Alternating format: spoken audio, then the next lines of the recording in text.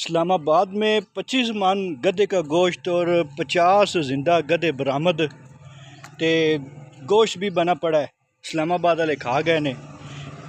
किसी को पता ही नहीं कि वो गोश्त होटलों में सप्लाई हुआ है, कहाँ सप्लाई हुआ है, कौन सी ज़ात खा रही थी, कौन से इंसान खा रहे थे। तो फिर लोग शिकवा करते हैं, गिले करते हैं कि जी सैलाब आ गए, हमारे पे बर्फ़बारी हो रही है, जी हमारे पे कुदरती आफात आ रही हैं। लेकिन देखो ज़रा गौर करो, तुसी कढ़ाइयाँ खा गए हो, कीमे खा गए हो।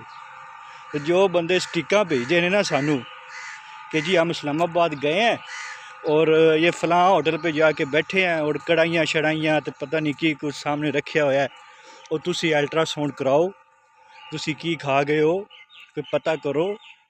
तो बस यही है, हराम कमाई जाओ तो हराम खवाई जाओ। फिर तो